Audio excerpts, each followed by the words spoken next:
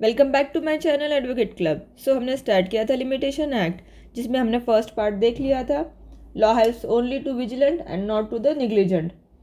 Where there is a right there is a remedy. और limitation क्या करता है? Limitation only bar the remedy. Remedy is destroy not right. Right वैसे होता है, सिर्फ रेमेडी जो होती है वो डिस्ट्रॉय करता है लिमिटेशन एक्ट। एंड फर्स्ट में हमने देखा था कमेंसमेंट डेट लेक्स लॉसी है, एंड जो नॉन एग्जॉस्टिव है कॉन्करेंस लिस्ट में आता है। And insolvency and bankruptcy applicable होता है, not applicable to motor vehicle act, writ petition, CRPC etcetera etcetera. And हमने अपने डेफिनेशन का पार्ट भी देख लिया था सेकंड में। आज हम स्टार्ट करने जा रहे हैं हमारा सेकंड चैप्टर, जो डील करता है limitation of suit, appeal and application से। इसका जो फर्स्ट जो फ्रेंड ये है थर्ड जो सेक्शन है, थर्ड जो सेक्शन है इसका बार ऑफ लिमिटेशन, आज वो हम स्टार्ट करने वाले हैं। और ये सेकंड चैप्टर जो है सेक्शन 3 to 11 तक, इसमें जो सेक्शंस डील करते हैं सेक्शन 3 to 11। तो हम आज 3 to 11 जो सेक्शन है हमारे लिमिटेशन के देखने वाले हैं। इसमें थर्ड है bar of limitation, subject to the provision content in section 4 to 24 inclusive every suit instituted, appeal preferred होती है एंड एप्लीकेशन मेड किया जाता है आफ्टर द प्रिस्क्राइब पीरियड के बाद शैल बी डिसमिड हो जाता है। बार ऑफ लिमिटेशन है, इस टाइम के बाद अगर फाइल किया जाता है तो वो डिसमिस हो जाता है। Although limitation has not been set up as a defence, limitation को जो है एज अ डिफेंस यूज़ नहीं किया जा सकता।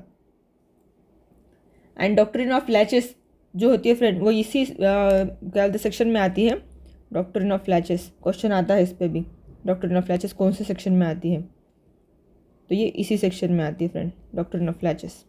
ओके, लिमिटेशन गिव बाय, इसमें क्या होता है फाइल जो करते हैं रिट पिटिशन सुप्रीम कोर्ट की, उसमें जो दिया जाता है वो उसमें नहीं आता है लिमिटेशन रिट के लिए।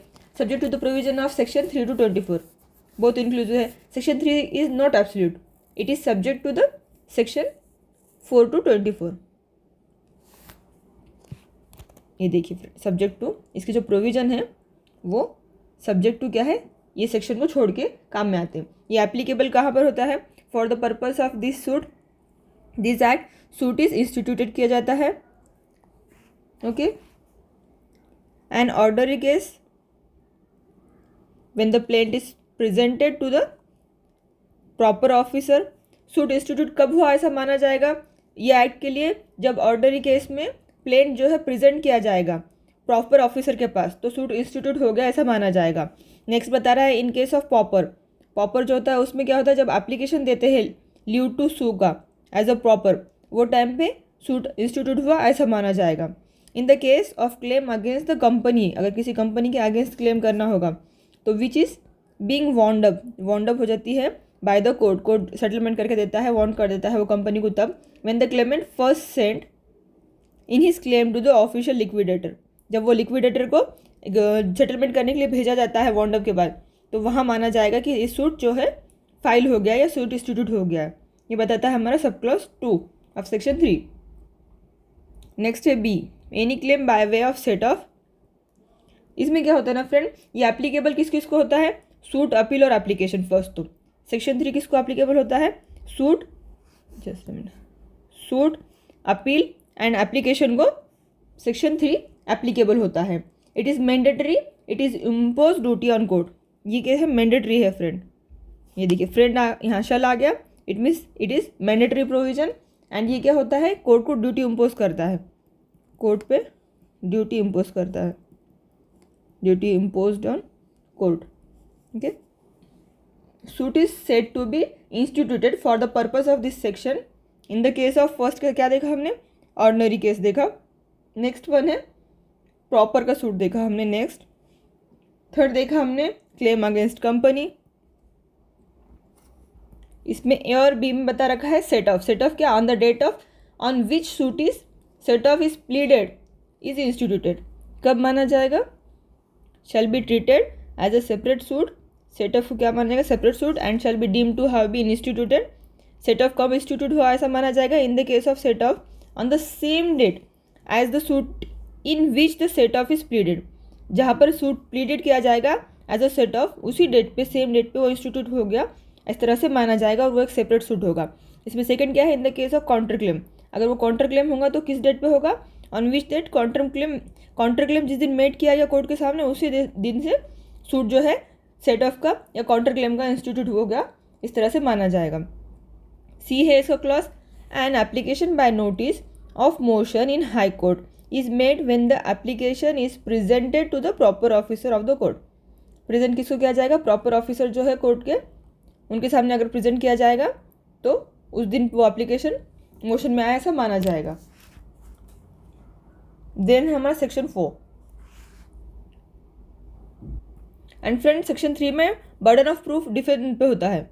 बर्डन ऑफ प्रूफ जो होता है वो डिफेंडेंट पे होता है, याद रखिए क्वेश्चन बनता है किस पे होता है बर्डन ऑफ प्रूफ, तो बर्डन ऑफ प्रूफ होता है डिफेंडेंट पे सेक्शन 3 में। Now section 4 expiry of prescribe period when court is close, जब कोर्ट बंद होता है क्लोज होता है तो उसका प्रिस्क्राइब पीरियड किस दिन चालू होगा, लिमिटेशन कब चालू होगा, ये बताता है section 4। Where the prescribe period for any suit appeal और application expires on the day when the court is closed, the suit, appeal or application may be instituted, preferred or made on the date when the court reopens।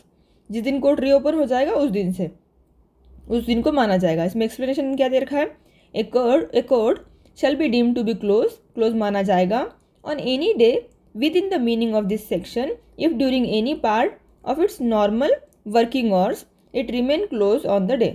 Sunday भी आता है, उस दिन आपका last day है limitation का और उस दिन संडे है, तो संडे के दिन कोर्ट बंद है और वही लास्ट दिन था आपका लिमिटेशन का पीरियड का, तो आप मंडे को फाइल कर सकते हो कोर्ट रीओपन होने के बाद। दैट्स इट फ्रेंड, इतना ही बताता है हमारा section 4। Section 5 extension of prescribe period in certain cases, इसको कंडोनेशन ऑफ डिले भी बोलते हैं फ्रेंड हम लोग जनरल लैंग्वेज में। ये एप्लीकेशन लगाया जाता है जब डिले होता है, तब जनरली क्या होता है ये लगाया जाता है, सूट जब बार्ड हो जाता है लिमिटेशन से तो कंडोनेशन ऑफ डिले का एप्लीकेशन लगा के उसको जो बार्ड है वो कैंसिल किया जाता है। सेक्शन 5 क्या बताता है फ्रेंड, एनी अपील और application any application not suit friend, यहाँ पर सूट नहीं आता है, ओनली अपील एंड एप्लीकेशन आता है। Other than application under any of the provision of order 21 of the code of civil procedure. Other than यहाँ exception आया फ्रेंड, फर्स्ट क्या है ऑर्डर 21 एंड सूट, यहाँ पर अपील एंड एप्लीकेशन है means यहाँ सूट क्या किया एक्सेप्शन में डाल दिया एंड सेम अदर दैन डाला है ऑर्डर 21, तो दो एक्सेप्शन आ गए यहाँ पर सूट एंड यहाँ पर लिख देते हैं हम एक सूट एंड ऑर्डर 21 क्या है ये other than appeal and application पे चलता है दोनों को छोड़ के। May be admitted after the prescribe period, admit किया जाता है कब, after prescribe period. If the appellant और the applicant satisfied the court को सेटिस्फाइड करते हैं, क्या करते हैं that he had sufficient cause, और सफिशिएंट कॉज क्या है ये क्वेश्चन ऑफ फैक्ट है friend, sufficient cause is a question of fact, question बनता है फ्रेंड इस पे भी MCQ का। Sufficient cause for not preferring an appeal और making an application within such period, जो पार्टी डिले हो गया है जिसको टाइम हो गया है उसको क्या सफिशिएंट कॉज देना पड़ेगा कोर्ट को कि क्यों उसको डिले हुआ, ऐसा सफिशिएंटली अगर वो अपील या एप्लीकेशन में प्रिस्क्राइब पीरियड क्यों विद इन प्रिस्क्राइब पीरियड हो गया बताता है कोर्ट को और कोर्ट सेटिस्फाइड होता है तो कोर्ट क्या कर सकता है वो डिले कंडोन कर सकता है। और सफिशिएंट कॉज क्या होगा ये क्वेश्चन ऑफ फैक्ट है। और जो सेक्शन 5 है हमारा, जो हमने सेक्शन 3 में देखा था बार ऑफ लिमिटेशन, उसका एक्सेप्शन बनता है कि तो बार ऑफ लिमिटेशन है, और हम यहाँ पर क्या बोल रहे हैं कि लिमिटेशन बार भी होता है तब भी कंडोनेशन ऑफ डिले का एप्लीकेशन लगा के सूट फाइल कर सकते हैं। तो ये सेक्शन 3 को एक्सेप्शन बन गया है सेक्शन 5। ओके एंड एग्जीक्यूशन इसमें 2 है, हमने देख लिया। अदर देन द क्वेश्चन किस में बनेगा, अदर देन क्या आता है section 5 applicable to appeal application suit, ऐसा आने के बाद हमको क्या करना पड़ेगा, सूट आता है तो वो गलत है ऐसा आंसर देना पड़ेगा friend. Only appeal and application को एप्लीकेबल होता है, ये हमको याद रखना है। देन ये कोर्ट का डिस्क्रेशनरी पावर है फ्रेंड, इसमें मैंडेटरी नहीं है, यहाँ पर देख सकते हैं हम मे देखा हमने नॉट शल है, मे बी है, तो ये कोर्ट का डिस्क्रेशनरी पावर है, it is not mandatory. And इसमें एक्सप्लेनेशन दे रखा है friend, the fact that the appellant और applicant was misled by any order practice or judgment of the High Court in asserting or commuting the prescribed period may be sufficient cause within the meaning of this section. यहाँ पे क्या बताता है friend कि high court का अगर कोई order आता है, जजमेंट है कोई उनके पास, और या फिर ओके यहाँ पर क्या होता है, वो अपीलिकेंट या अपीलेंट जो है वो मिसलीड हो जाता है। मतलब अगर उनको लगता है कि ये डेट नहीं हाई कोर्ट में दी हुई कि ये डेट तक कर सकते हैं, ऐसा उनको कुछ फील होता है और वो मिसलीड हो जाते हैं वो जजमेंट ऑर्डर से, तो वो कम्यूटिंग जो प्रिस्क्राइब पीरियड है वो सफिशिएंट कॉज माना जाएगा कोर्ट में। इतना ही बताता है इसका एक्सप्लेनेशन। देन है सेक्शन 6 लीगल डिसेबिलिटी।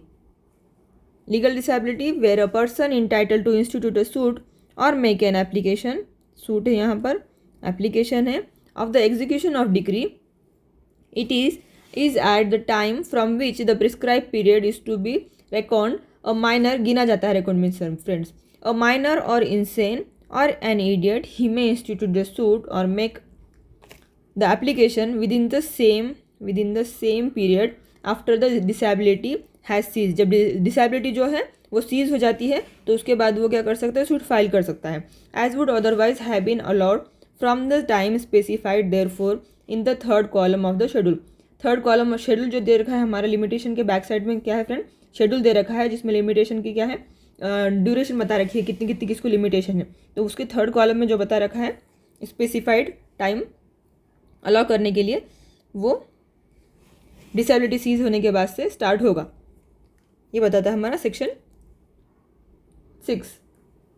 तो इसमें कौन कौन है फ्रेंड, फर्स्ट है माइनर, सेकेंड इंसान एंड थर्ड जो इडियट है। ये 3 पर्सन के लिए क्या किया गया है, उनका एक पीरियड कहाँ से स्टार्ट होता है ऐसा बता हुआ है, सूट के लिए एंड एप्लीकेशन के लिए। फर्स्ट सूट के लिए, सेकेंड एप्लीकेशन के लिए जो एग्जीक्यूशन ऑफ डिग्री होगा उसके लिए प्रिस्क्राइब पीरियड स्टार्ट कहाँ से होगा, तो माइनर, इंसान और इडियट के लिए जब वो application with in same period में आफ्टर डिसेबिलिटी, जब उनकी डिसेबिलिटी खत्म होगी वहाँ सीज हो जाती है, वहाँ से पकड़ा जाएगा। और कौन सा टाइम जो स्पेसिफाइड कर रखा है कॉलम थर्ड में बता रखा है 3 साल, तो 3 साल कहाँ से स्टार्ट होगा, जब उनकी इंसैनिटी वो जो है वो सीज हो जाएंगी, उनकी डिसेबिलिटी जो रहेगी वो सीज हो जाएगी, वहाँ से वो 3 साल।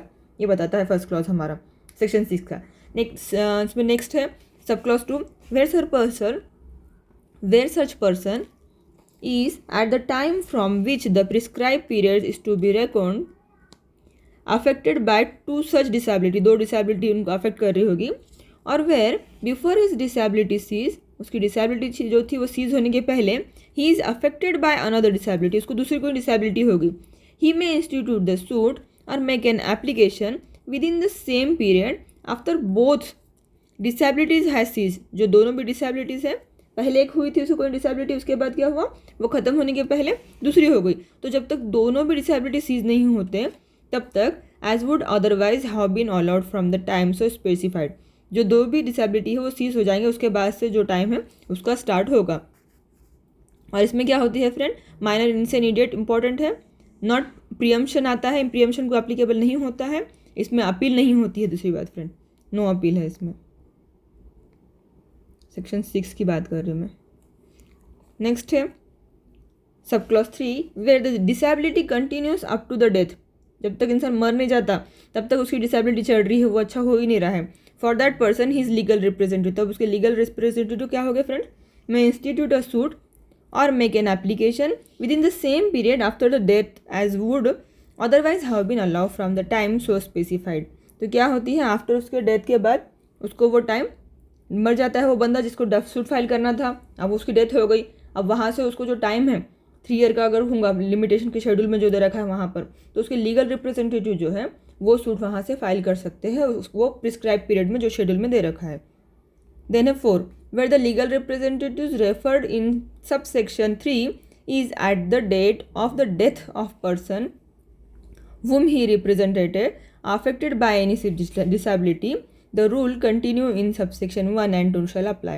अब क्या होता है, डेथ तो हो गई वो पर्सन की जिसको सूट फाइल करना था, उसके रिप्रेजेंटेटिव जो लीगल रिप्रेजेंटेटिव है उसके जो स्टेट उसकी जो है प्रेजेंट करने वाले थे, वो उनको भी अगर बाई चांस ऐसा हो सकता है वो भी डिसेबल निकले या उनको भी कोई डिसेबिलिटी हो जाती है, तभी वो जो प्रिस्क्राइब पीरियड का जो टाइम है, जो शेड्यूल में टाइम दे रखा है, वो टाइम कब से स्टार्ट होगा, जब वो लीगल रिप्रेजेंटेटिव का जो डिसेबिलिटी का पीरियड है वो ख़त्म हो जाता है, मतलब उनकी डिसेबिलिटी सीज हो जाती है, और जब वो सेन हो जाते हैं तब से उनको वो टाइम स्टार्ट होगा। ये बताता है हमारा 4 सब क्लॉज। देन है sub clause 5, where a person under disability dies after the disability ceases but within the period allowed to him under this section his legal representative may institute the suit or make an application within the same period after the death as would otherwise have been available to that person had not be died. अगर वो person मरने से पहले उसकी disability seize हो गया और वो मर गया फाइल करने के पहले, तो वहाँ से जो पीरियड बचेगा फाइल करने के लिए, सपोज उसकी डिसेबिलिटी अच्छी होगी, वो सेन हो गया और 2 महीने के बाद वो उसकी डेथ हो जाती है और वो फाइल करने को सूट को 1 ईयर था, तो वहाँ से जो 8 महीने बचते हैं, 8-10 महीने, तो वो 10 महीने में क्या करेंगे, वो लीगल रिप्रेजेंटेटिव जो है वो सूट फाइल कर सकते हैं। ये बताता है हमारा सब क्लॉज 4। एंड इसमें एक एक्सप्लेनेशन दे रखा है friend, for the purpose of this section minor को जो होगा वो minor include a child in womb, child in womb जो होगा बच्चा वो भी इसमें इंक्लूड होगा, ये बताता है एक्सप्लेनेशन फ्रेंड इसका। एंड सूट एंड एग्जीक्यूशन इसमें जो होता है एप्लीकेशन जो होता है section 6 does not provide for fresh start of limitation, it's merely extend the start of limitation, वो खाली एक्सटेंड करता है फ्रेंड, फ्रेश पीरियड नहीं स्टार्ट करता है, वहाँ जो है रुक जाता है, इसलिए वो मेरली एक्सटेंड करता है। And this section is applicable only to the suit and execution application, suit को और ओनली एग्जीक्यूशन एप्लीकेशन को ये एप्लीकेबल होता है। लीगल डिसेबिलिटीज़ में हमने देखा कि माइनॉरिटी, लुनेसी और इडियट जो है उनके लिए होती है। देन है हमारा section 7, disability of one of several person. Section 7, disability of one of several person, where one of several person jointly entitled, एक या एक से ज़्यादा जॉइंटली इंटाइटल होते हैं सूट फाइल करने के लिए, इंस्टीट्यूट अ सूट और मेक एन एप्लीकेशन के लिए for the execution of degree, execution किसी चीज़ की डिग्री का एग्जीक्यूशन करा के लेना हो उसके लिए एप्लीकेशन या सूट करने के लिए एक से ज़्यादा पर्सन जॉइंटली जो होता है सब मिलके इंस्टीट्यूट करने के लिए एप्लीकेबल जब होते हैं, ऐसे person under any such disability, उनको कोई डिसेबिलिटी हो जाती है, वो ग्रुप में से किसी को डिसेबिलिटी हो जाती है, and a discharge can be given without the concurrence of such person, time run होना शुरू होता है अगेंस्ट देम ऑल, उन सबके अगेंस्ट में, but where no such discharge can be given time will not run, अगर डिस्चार्ज नहीं दिया जाता है तो टाइम क्या होता है, नॉट स्टार्ट जो है नहीं होता है, not run against any of them, किसी के भी अगेंस्ट में, अनटिल वन ऑफ देम, उसमें से जो एक है, बिकम कैपेबल, उसमें से कोई एक कैपेबल नहीं हो जाता है, of giving such discharge without the concurrence of other और until the disability has been cease, जब तो डिसेबिलिटी सीज नहीं होती है, without the disability has been cease and concurrence of the others, एक ही एक से ज़्यादा पर्सन है, उस सब लोगों को जॉइंटली करना था, उसमें से सब इनकैपेबल है और उसमें से कोई एक कैपेबल हो जाता है तो वो क्या कर सकता है, डिस्चार्ज करा के ले सकता है। इसमें एक्सप्लेनेशन दे रखा है friend, this section applies to discharge from every kind of liability including liability in respect of any immovable property, इसमें इमूवेबल प्रॉपर्टी जो है वो इंक्लूड होती है, ऐसा बताता है फ्रेंड। नेक्स्ट है, for the purpose of this section the manager of Hindu undivided family govern by the Mitakshara law shall be deem to be capable of giving discharge, Mitakshara में क्या होता है, जो करता होता है वो कौन होता है, deem to be capable without the concurrence of the other members, किसी और की परमिशन लेने के बगैर, ऑफ द फैमिली ओनली ही is a management of the joint family property, अगर वो मैनेजमेंट देखने वाला बंदा होगा तो वो कर सकता है, अकेला है, उसको नीड नहीं है किसी और के कॉन्फ्रेंस लेने की, फैमिली मेम्बर की, वो खुद फैसला ले सकता है उनके अगेंस्ट में। सेक्शन 8 स्पेशल एक्सेप्शन, इसमें क्या दे रखा है फ्रेंड, सेक्शन 8 में स्पेशल एक्सेप्शन दे रखा है ना, 3 इन सेक्शन 6 एंड 7 जो भी बता रखा है सेक्शन 6 और 7 में, इसको छोड़ के applies to suit to enforce right to preemption का जो राइट है, और shall be deem to extend for more than 3 year, 3 year से ज़्यादा, from the cessation of the disability खत्म होने के बाद, और the death of the person affected thereby, या उसके डेथ के बाद, the period of limitation for any suit और application, period of limitation for any suit और एप्लीकेशन। इन शॉर्ट प्रियम्पशन के जो सूट होते हैं फ्रेंड उस पर एप्लीकेबल नहीं होता, ये मैंने आपको सेक्शन 6 में ही बताया, लीगल डिसेबिलिटी का जब हम देख रहे थे कि ये नॉट फॉर प्रियम्पशन है, वो बताता है सेक्शन 8 में। नेक्स्ट है section 9 continuous running of time, where once time has begun to run, एक बार टाइम स्टार्ट हो गया, अब उसकी डिसेबिलिटी खत्म हो गई और वहाँ से उसका टाइम स्टार्ट हो गया, उसके बाद अगर वो फिर से डिसेबल होता है तो फिर बाद में टाइम नहीं रुकेगा, वो कंटिन्यू रहेगा, ये बताता है section 9 friend. Where once time has been begun to run no subsequent disability, इसके बाद कोई भी डिसेबिलिटी आती है अगर तो वो नहीं रुका सकती, इनएबिलिटी और institute a suit to institute a suit institute करने के लिए, और make an application stop it, रोक नहीं सकती, provided that where letter of administration to the state or creditor have been granted to his debtor, the running of the period of limitation for a suit to recover the debt shall be suspended while the administration continues. क्या हो सकता है? Suspend हो सकता है time limitation का कब? Suit of recovery का जब होगा तब. नेक्स्ट है section 10,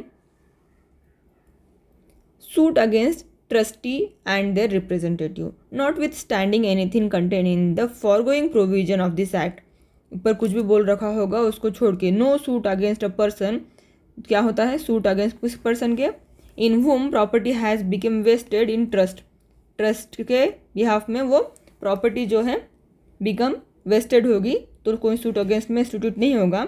for any specific purpose और against his legal representatives or assign not being assigned for valuable consideration for the purpose of falling in his or their hands such property or the proceeds thereof, or for an account of such property or proceeds shall be barred by any length of time. Section 10 क्या बोलता है? shall not bar by any length of time.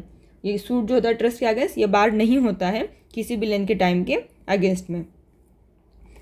ये exception है friend bar by limitation का. इसमें explanation दे रखा है. For the purpose of this section any property comprise in Hindu, Muslim, Buddhist religion और charitable endowment shall be deem to the property vested in trust. ऐसी property को property vested in trust माना जाएगा. For the specific purpose and the manager of the property shall be deem to be trustee. और property जो होता है specific purpose के लिए जो मैनेजर अपॉइंट किया जाता है उसको ट्रस्टी माना जाएगा, ये बताता है. Section 11, Section 11, suit on contracts entered into outside the territories to which the act extend. outside territory पे जहाँ ये एक्ट एक्सटेंड होता है उसके लिए फ्रेंड ये 11. suit instituted in the territories to which this act extends on contracts entered into the state of Jammu and Kashmir or in foregoing foreign countries. अभी Jammu and Kashmir का तो रहा नहीं, वो तो इंक्लूड हो गया, इसलिए यहाँ पर क्या है फॉरेन कंट्रीज आएंगे. Only shall be subject to the rule of limitation contained in this act. तो सब्जेक्ट टू क्या हो गया? रूल में जो इसमें है वो आएंगे friend. No rule of limitation in force in state of Jammu and Kashmir.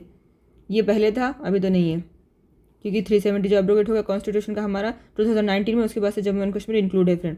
No rule of limitation in force in, अभी ये कहाँ से आएगा? यहाँ से आ जाएगा डायरेक्ट, ये कट हो गया पूरा.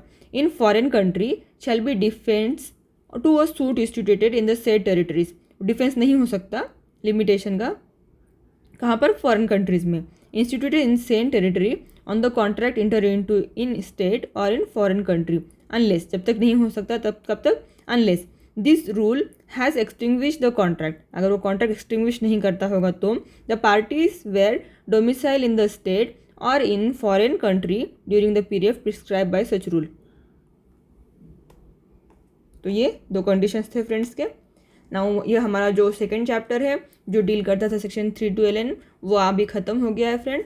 ये तो इसके बाद हम क्या करते हैं, हमारा थर्ड चैप्टर नेक्स्ट लेक्चर में देखते हैं फ्रेंड. अभी 11 में हमने क्या देखा? No rule of limitation.